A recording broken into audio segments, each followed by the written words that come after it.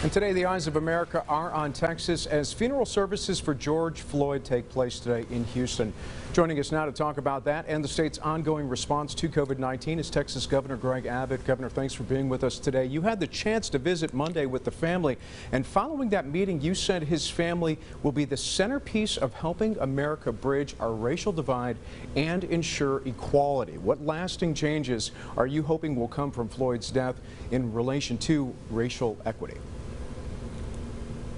Sure. First, I wanted to pay my respects directly to the family of George Floyd. I knew that really the only opportunity to do that was going to be yesterday, as opposed to today, where there will just be a crush of people there. And I got to tell you, they are a God-loving people, and they, of course, are in great sorrow for the loss of George Floyd. But they also understand that they have an opportunity to establish a living legacy. And the way that he died is the starting point of reform in this state and in this nation, and that is there should not be anybody arrested of any color who was held under a knee of a police officer like that, and make sure that they are going to be protected from losing their life through the type of strategy that was used to detain George Floyd.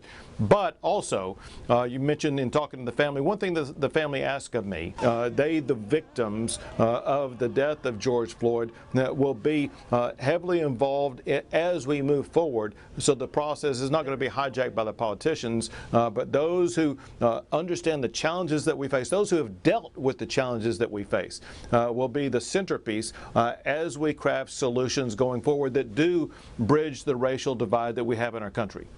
Governor, you spoke of the reforms there with the policing tactics. What other forms of reform do you feel law enforcement needs to take, especially in communities of color?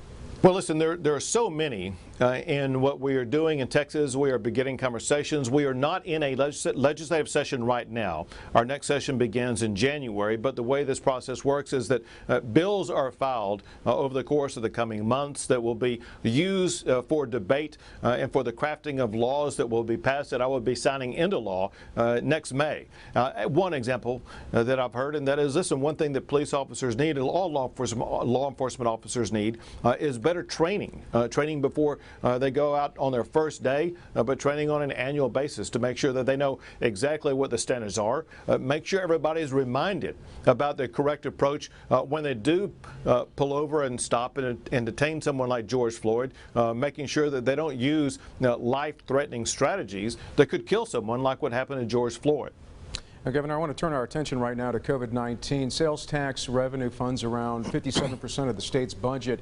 In May of this year, you saw a 13% drop in sales tax compared to 2019. What do you anticipate those numbers will be like in June now that Texas has moved into phase 3?